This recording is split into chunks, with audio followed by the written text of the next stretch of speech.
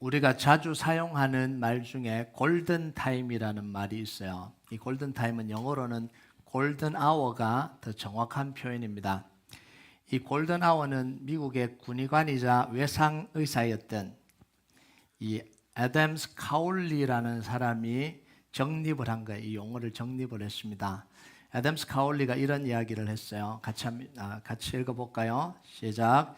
삶과 죽음 사이에는 골든 아워가 있다. 당신이 심각하게 부상을 당했다면 당신에게는 살아남는데 60분보다 더 적은 시간이 주어진다. 그래서 이 1시간 안에 거의 모든 게 결정이 난다는. 그래서 골든 아워가 더 정확한 표현이라는 거죠. 이 골든 아워는 우리 인생에 있어서 적절한 때, 적절한 타이밍을 맞추는 게 얼마나 중요한지를 보여주는 거죠. 이 짧은 순간에 사람이 죽기도 하고 살기도 한다라는 거예요.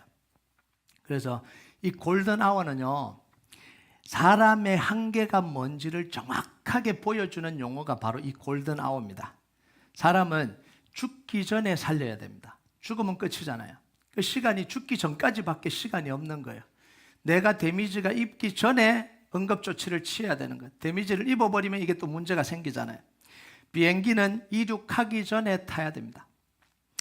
물건은 다 떨어지기 전에 구입을 해야 되잖아요. 그러니까 한계가 분명하게 정해지는 거예요.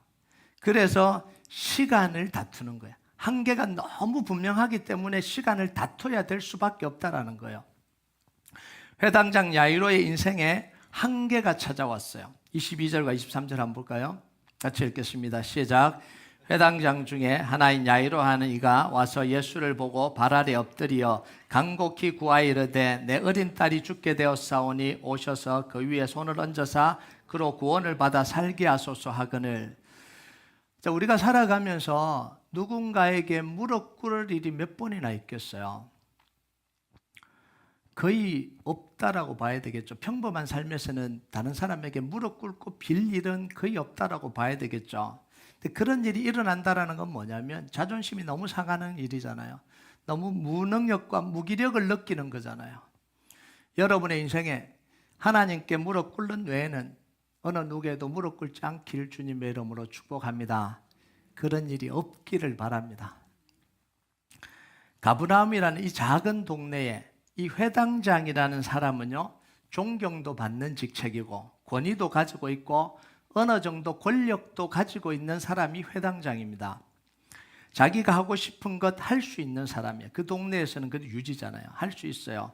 누구에게 아쉬운 말을 하거나 사람들 앞에서 무릎 꿇어 본 일이 별로 없는 사람이 이 회당장입니다. 다른 사람을 무릎 꿇게 만들기는 해도 자기가 무릎 꿇은 본 적은 거의 없는 사람이 이 회당장이잖아요. 권력도 있고 권위도 있고 또 자기가 말하는 대로 다 되는 거잖아요. 자, 그런데 이 회당장이 예수님 앞에 나와서 오늘 무릎을 꿇었습니다.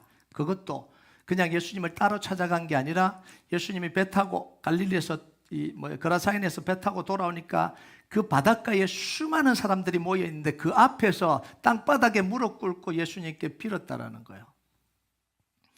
왜냐하면 회당장에게 자기 능력 밖의 일이 일어난 거예요. 자기의 사랑한 어린 딸이 병에 걸렸는데 이건 돈으로도 안 되는 거예요. 의술로도 안 되는 거예요. 권력으로도 안 되는 거예요. 자기가 가진 한계를 넘어버린 거예요. 누가 무릎 꿇고 싶겠습니까? 그 사람들이 다 있는데 창피를 당하면서.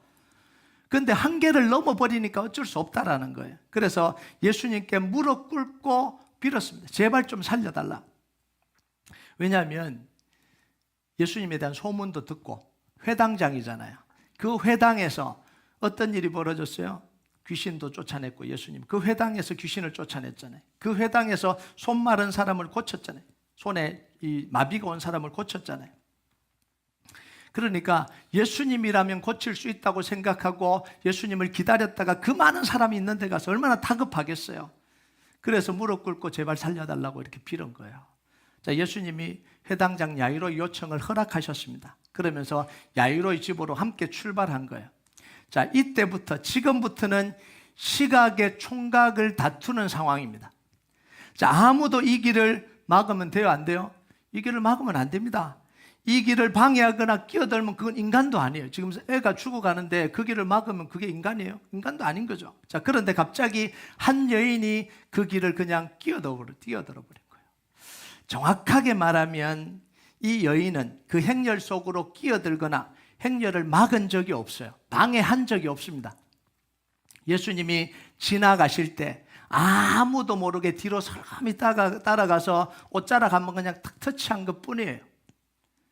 잡아당긴 것도 아닙니다. 그냥 터치한 거예요. 알겠어요? 모르겠어요? 아무도 모르는 거예요. 가장 가까이 있었던 이 제자들도 눈치도 채지 못할 정도로 그냥 가서 쓱 터치하고 간 거예요. 예수님이 그냥 지나가셨으면 아무 일도 일어나지 않았을 겁니다. 그냥 지나가는 걸로 끝났을 거예요. 자, 그런데 예수님이 가던 길을 일부러 멈춰버렸습니다. 자, 30절을 한번 볼까요? 같이 읽겠습니다. 시작. 예수께서 그 능력이 자기에게서 나간 줄을 곧 스스로 아시고 무리 가운데서 돌이켜 말씀하시되 누가 내 옷에 손을 대었느냐 하시니. 자, 예수님이 급하게 가시다가 얼마나 급하겠어요. 빨리 살려야 되니까. 갑자기 멈춰서서 돌아서서는 뭐라 그러냐면 누가 내 옷 만졌냐. 너무 황당한 상황 아니에요? 사람들이 볼 때 너무 황당한 이야기를 하신 거예요. 자, 지금 사람들이 많아서 막 부딪히고 있고 누가 누구를 맞췄는지 누가 누구를 밀었는지 모르는 상황입니다. 지금 사람이 죽어서 빨리 고치려고 해당장이 데리고 가는 그런 상황입니다. 그러면 이 일이 누가 손으로 옷을 만진 게 멈출 정도로 그렇게 중요한 일이냐라는 거예요. 자, 그래서 제자들이 답답해서 예수님께 이렇게 말을 해요. 31절 한번 볼까요? 같이 읽겠습니다. 시작. 제자들이 여짜오되 무리가 에워싸 미는 것을 보시며 누가 내게 손을 대었느냐 물으시나이까 하니. 상황이 이해가 됩니까? 목사님 예수님 좀 보십시오. 사람들이 이렇게 많은데 이 사람이 손댈 수도 있고 저 사람이 손댈 수도 있는 거지. 제가 됐을 수도 있습니다. 그런데 왜 누가 손댔냐고 그럽니까? 그냥 신경 쓰지 말고 빨리 갑시다. 회당장 딸이 죽는다 그러잖아요. 빨리 갑시다. 이런 이야기잖아요. 자, 그런데 예수님은 고집을 꺾지 않고 계속해서 말씀하시는 거예요. 아니다. 누가 내 옷 만졌다. 이런 속 터지는 대화가 어디 있어요? 갑시다. 그런데 아니다. 누가 만졌다. 이러고 있는 거예요. 예수님은 더 이상 갈 생각을 안 했어요. 자기의 옷을 만진 사람을 찾을 때까지 가지 않겠다라는 거예요. 그 계속 누가 만졌냐 그러고 있는 거예요. 상황이 점점 심각해지니까 한 여인이 더 이상 숨길 수가 없어서 자수를 한 거예요. 32절과 33절 한번 볼까요? 같이 읽겠습니다. 시작.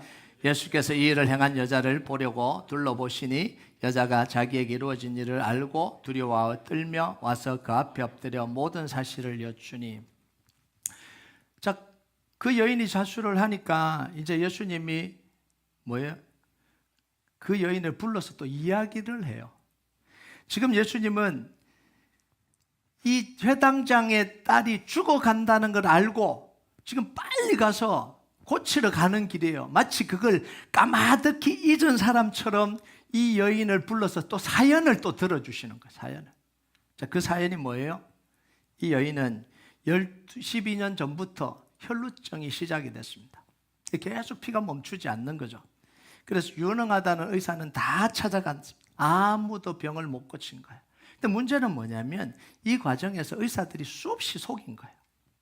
재산 다 잃어버리고 몸과 마음 다 탕진하고 지칠 대로 다 지쳐버린 거죠. 그 사람이요 12년 동안 이렇게 당하면 사람이 싫어져요. 모든 게 다 싫어지잖아요. 자, 그런데 예수님 이야기를 들었는데 그 마음에 소망이 생겼다라는 거예요. 무슨 소문인지는 정확하게 기록이 안 됐는데 그 소문을 듣고 이 여인이 내린 결론이 뭐예요? 예수님 옷에만 손을 대어도 내가 나을 거라는 그런 마음이 생겼다라는 거예요.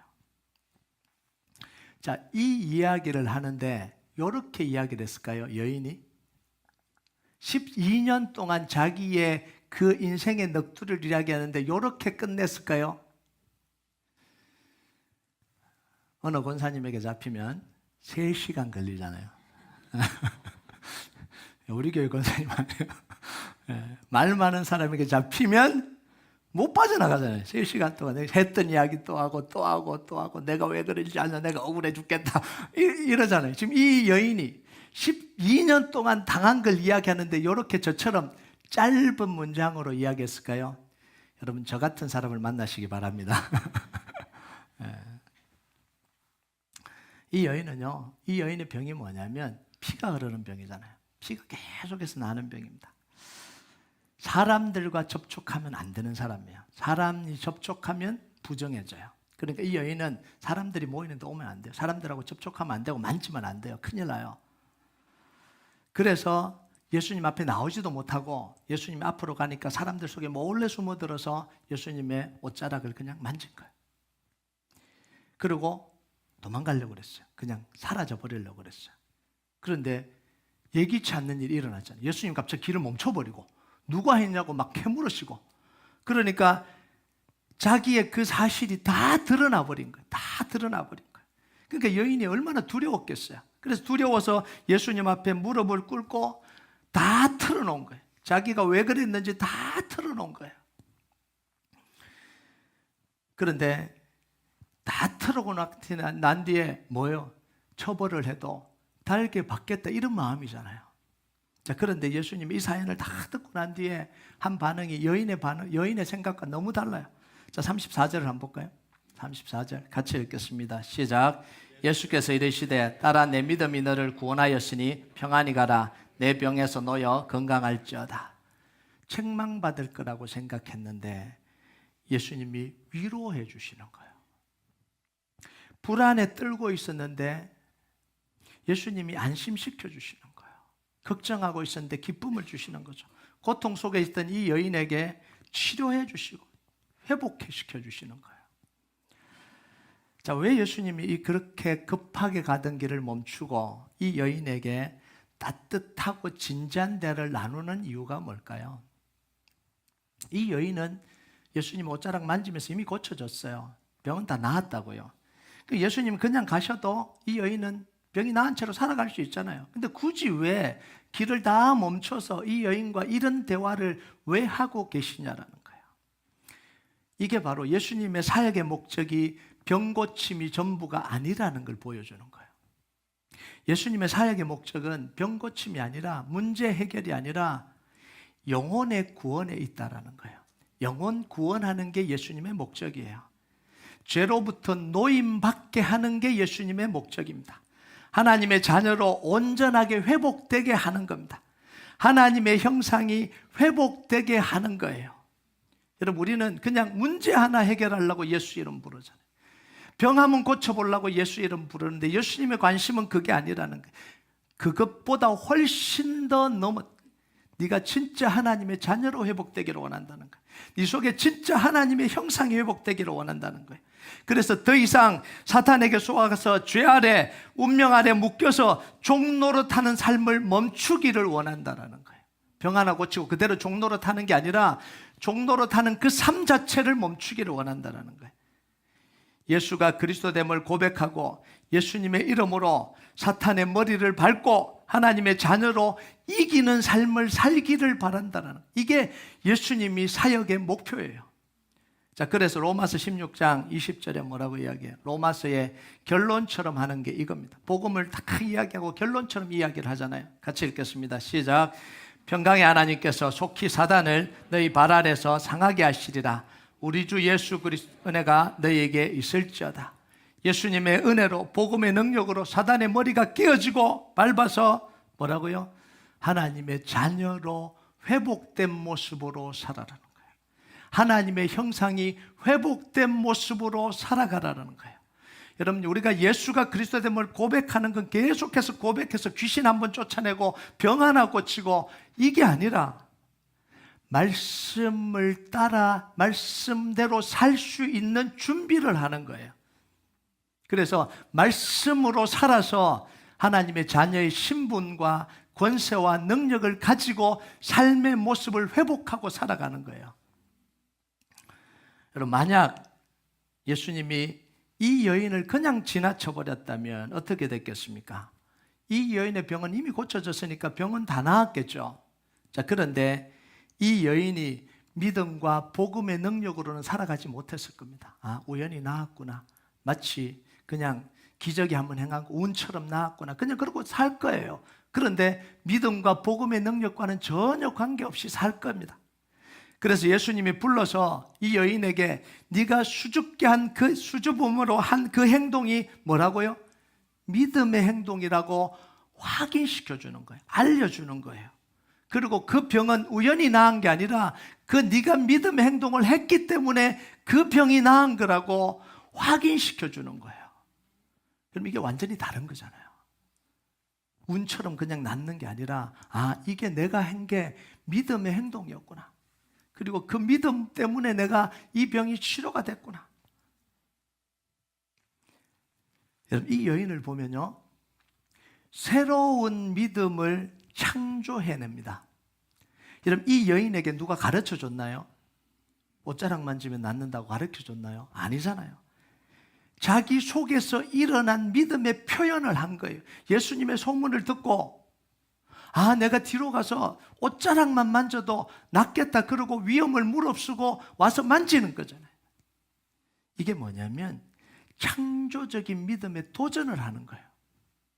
여러분, 다윗에게 믿음의 도전은 뭐였냐면 아무도 성전을 지어본 적이 없을 때 너무너무 하나님을 사랑하니까 성전을 짓겠다라는 게 이게 믿음의 도전이에요. 창조적인 믿음의 도전을 하잖아요. 그러니까 변화가 일어나고 역사가 일어나잖아요. 여러분, 에스더에게 이 믿음의 도전은 뭐냐면 아무런 변화가 일어나고 왕이 부르지도 않는데 3일을 금식하고 아침에 일어나서 나는 가겠다라는 거예요. 당신들은 기도해 주라. 나는 가겠다라는 거예요. 이게 뭐예요? 믿음에 지금 도전을 하는 거잖아요. 그러니까 그 속에 믿음의 역사가 일어나는 거예요. 여러분, 우리에게요, 하나님의 약속을 믿고 행동하는 창조적인 믿음의 도전이 필요한 거예요. 나 주일 예배 드렸어. 할 일 다 했어. 나 새벽기도 일주일에 한 번 나왔어. 나 이거 했어. 뭐 봉사할 때 나 와서 뭐 좀 도와줬어. 이게 신앙생활이 아니라는, 이 신앙생활의 본질은 이게 아니거든요. 본질은 뭐냐면 예수가 그리스도됨을 믿고 하나님의 약속의 말씀을 믿고 내 안에서 일어난 이 믿음의 생각, 아, 이렇게 적용해 보면 되겠구나. 내 비즈니스에서 이렇게 적용해 보면 되겠구나. 내 가정에서 이렇게 적용해 보면 되겠구나. 이렇게 기도의 도전을 해보고 믿음의 도전을 하는 게 이게 믿음 생활이라는 거예요. 이게 신앙 생활이라는 거예요. 여러분, 그래서 믿음의 도전, 기도의 도전을 하고 그것을 격려할 때 그 속에서 믿음의 역사가 풍성하게 일어나는 거예요. 여러분, 교회가 이런 데입니다. 소그룹이 이런 데예요. 가지 모임이 이거예요. 어렵고 힘든데 소망을 가지게 하고 믿음의 도전을 하게 하고 기도의 도전을 하게 하고 같이 기도해 주면서 하나님의 역사와 영광을 보는 거예요. 여러분, 히브리서 10장 23절과 25절 한번 볼까요? 23절 25절 같이 읽겠습니다. 시작. 또 약속하신 이는 믿으시니 우리가 믿는 도리의 소망을 움직이지 말고며 굳게 잡고 서로 돌아보아 사랑과 선행을 격려하며 모이기를 피하는 어떤 사람들의 습관과 같이 하지 말고 오직 권하여 그날이 가까움을 볼수록 그리하자. 이게 가지 모임이라는 거예요. 이게 가지에서요, 힘들고 어려운데 하나님의 말씀은 신실하다. 하나님의 약속은 신실하다. 우리 함께 기도해보자. 우리도 같이 기도할 테니까. 그래서 기도하면서 하나님의 역사하심을 나누는, 그래서 믿음의 도전과 기도의 도전을 격려하는 그런 공동체 속에 얼마나 하나님이 강력하게 역사하시겠어요. 그래서 교회는요, 이런 곳이거든요. 교회는 이런 곳이 아닙니다. 집사님, 지난주에 무슨 일이 있었어요? 그 집사님 뭐 있었어? 이런 거 물으면서 또 재밌는 일 없나? 또 뭔가 문제가 안 일어났나? 이 일이 일어나는 것을 찾아 헤매는 하야나처럼 그렇게 사는 게 교회가 아니라고요. 이민교회 많은 사람들이 그렇게 살아가요. 아니요, 그게 아니에요. 진짜 하나님의 신실한 약속을 믿고 기도하고 기다리고 도전하고 그러면서 그걸 나 혼자 하는 게 아니라 서로 격려하고 또 기도해 주면서 하나님의 영광과 역사를 보는 거예요. 이 역사가 여러분 속에 있길 주님의 이름으로 축복합니다. 예수님이 혈루증 여인과 이렇게 따뜻하고 진지한 대화를 나누는 사이에 뭐가 다 흘러버렸어요? 시간이 다 흘러버렸어요. 골든 아워가 다 지나버렸어요. 여러분 35절 한번 볼까요? 35절 같이 읽겠습니다. 시작. 아직 예수께서 말씀하실 때에 회당장의 집에서 사람들이 와서 회당장에게 이르되 당신의 딸이 죽었나이다. 어찌하여 선생을 더 괴롭게 하나이까? 회당장 집에서 절망적인 소식이 들려온 거예요. 딸이 죽었다라는 거예요. 이제 예수님이 가도 소용없다는 거예요. 이제 죽어버렸어요. 골든아워가 지나버렸어요. 그러니까 예수님 더 이상 필요하지 않다, 놓아드리라, 이렇게 이야기를 한 거예요. 예수님이 지체한 것 때문에 총각을 다투던 아이가 죽어버렸습니다. 자, 예수님이 혈루증 여인에게는 너무너무 감사하죠. 머물러 서서 진지하게 따뜻하게 이야기해 주시는 게 너무너무 감사하죠.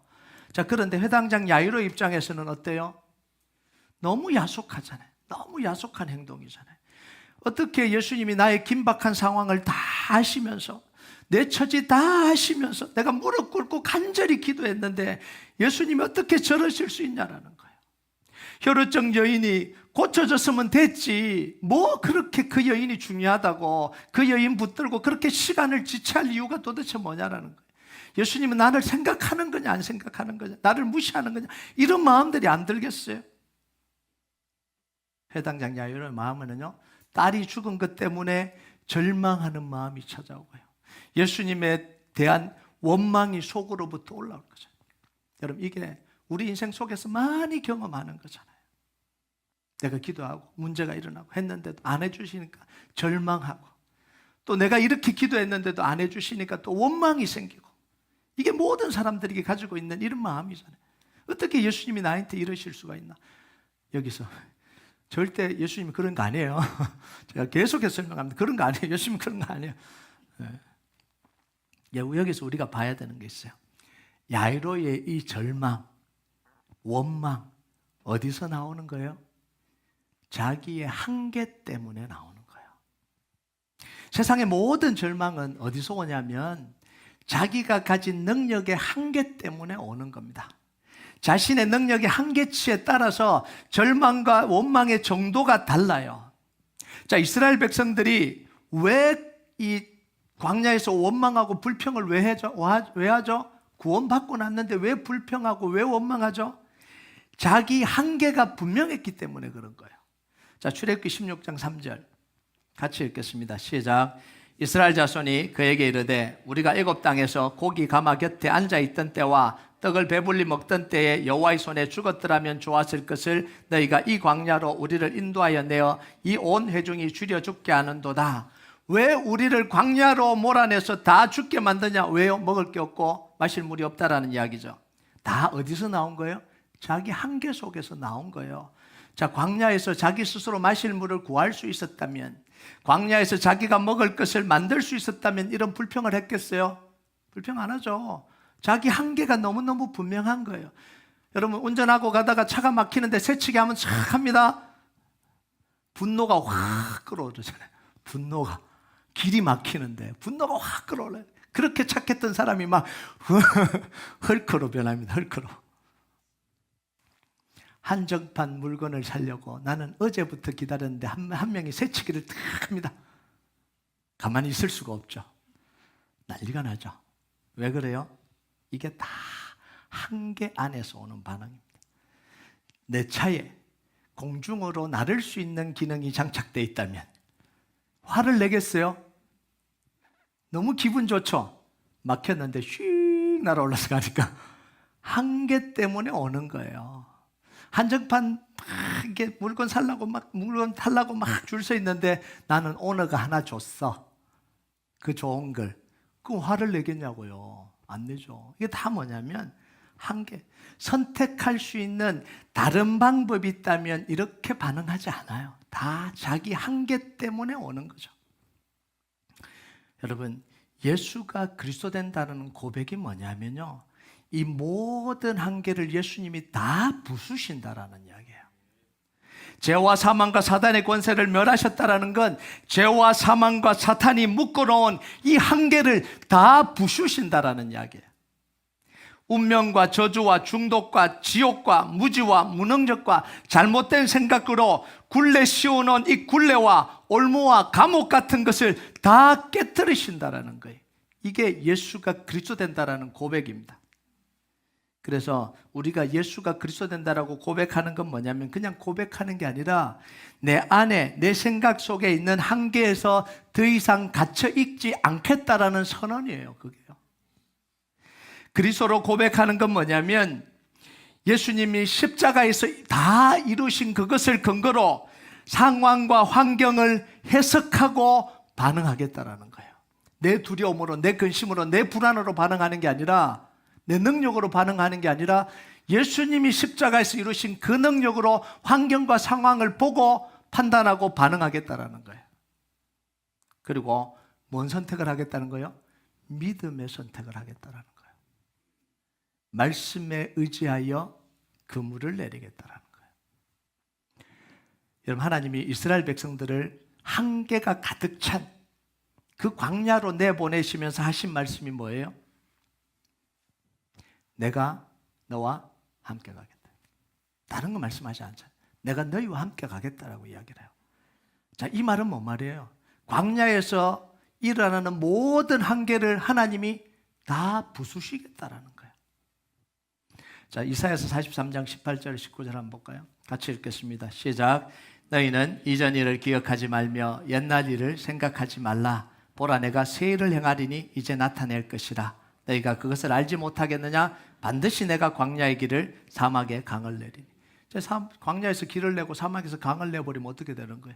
한계들이 다 무너지는 거잖아요. 그러니까 하나님 뭐냐면 그 사막과 광야에서 새 일을 행하실 것이다. 앞으로 새 일을 행하실 것이라는 거예요. 회당장 야이로는요, 딸이 죽었다라는 이야기를 들었을 때 한계 안에 딱 갇혀버렸습니다. 그죠? 이제 절망의 한계 안에 죽었구나. 딱 갇혀버렸잖아요. 이게 세상과 사탄이 우리에게 하는 짓입니다. 계속해서 한계 안에 가둬버리는 거예요. 너 안 된다. 죽었다. 더 이상 안 된다. 해봐도 소용없다. 이 메시지를 계속 우리에게 던져줘서 생각을 딱 가둬버리는 거예요. 자, 그런데 예수님 뭐 하세요?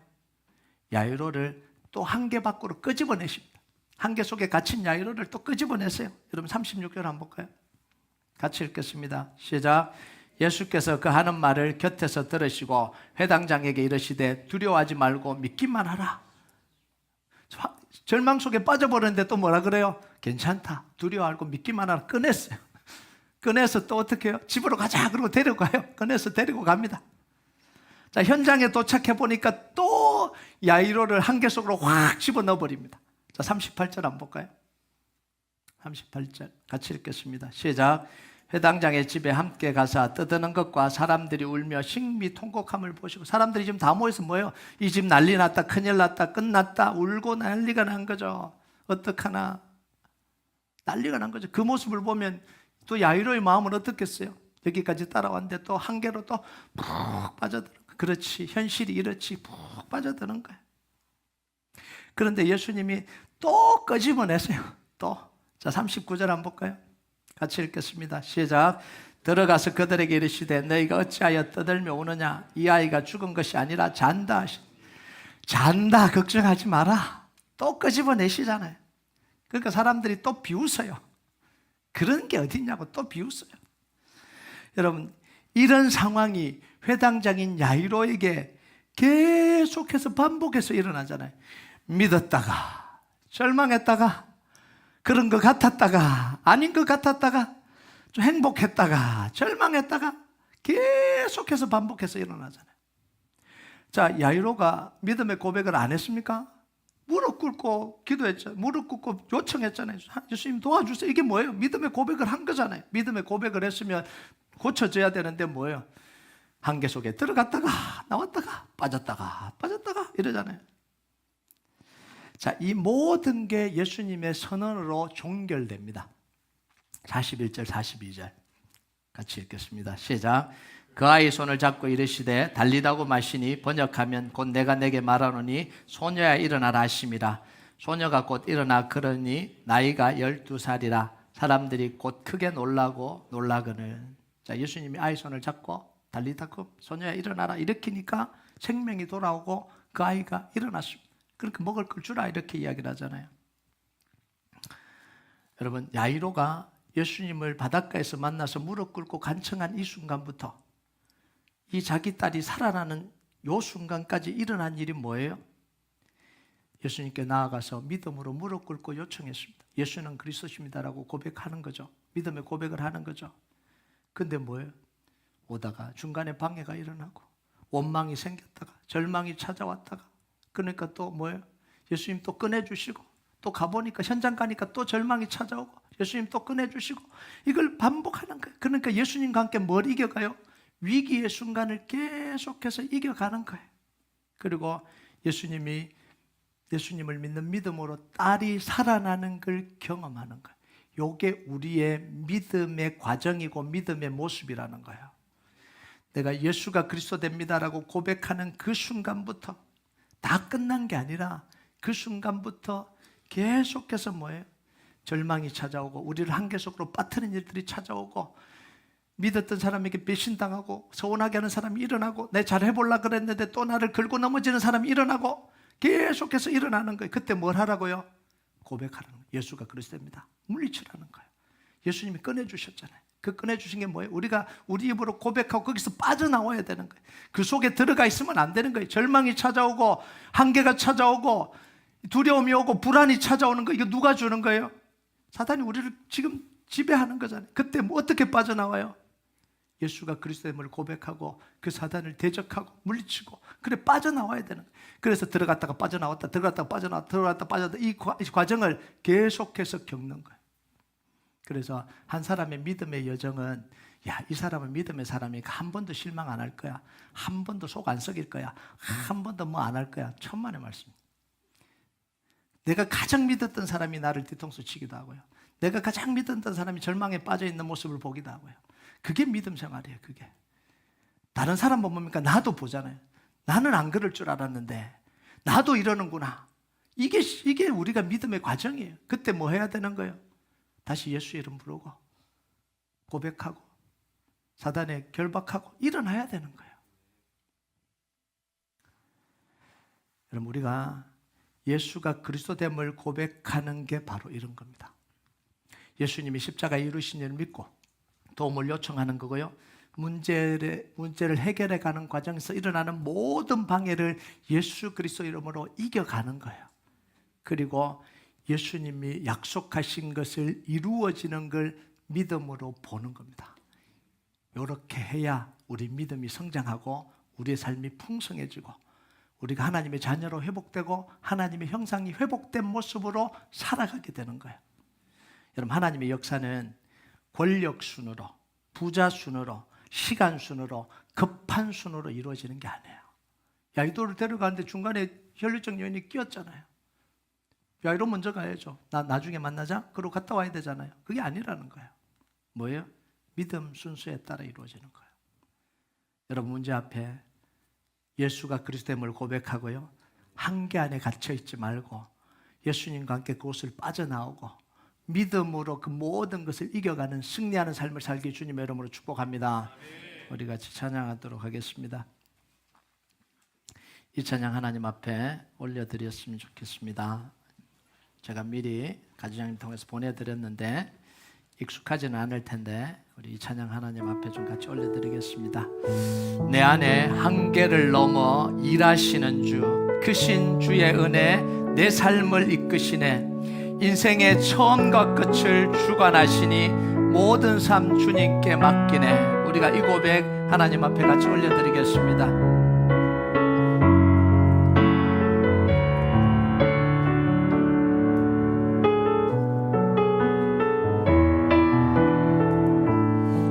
주께서 주신 모든 시간, 모든 시간 헛된 것 없네. 그 어느 것도 주의 뜻 알기 어려워도 주의 뜻 알기 어려워. 이유 있음을 알기 원해. 이유 있음을 알기 원해. 나의 모든 걸음이, 나의 모든 걸음이 주님 안에 있기에 주님 주님과 나의 이야기가 됩니다. 주의 이야기 내 안에 한계를 넘어 일하시는 주 내 안에 한계를 넘어 일하시는 주 크신 주의 은혜 크신 주의 은혜 내 삶을 이끄시네 인생의 처음과 끝을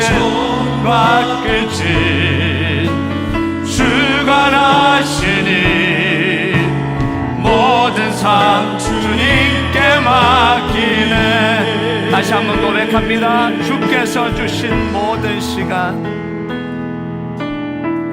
주께서 주신 모든 시간 헛된 것 단 하나도 없습니다.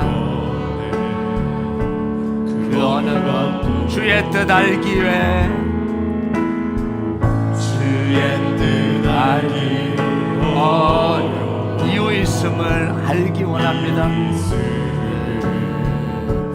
알기 원해 나의 모든 걸음이 나의 모든 걸음 주님 안에 있기에 주님 안에 있기에 주의 이야기 되네. 주의 이야기 내 안에 한계를 넘어 일하시는 주 한계를 넘어 일하시는 주 크신 주의 은혜 내 삶을 인생의 처음과 끝을 주관하시니 주관하시니 모든 삶 주님께만 내 안에 한계를 넘어 내 안에 한계를 넘어 일하시는 주 크신 주의 은혜 내 삶을 이끄신 인생의 처음과 끝을 주관하시니 모든 삶 주님 우리 마지막으로 고백합니다. 내 안에 한계를 넘어 내 안에 한계를 넘어 일하시는 주 크신 주의 은혜 내 삶 인생의 처음과 끝을 주관하시는 주님 주관하시니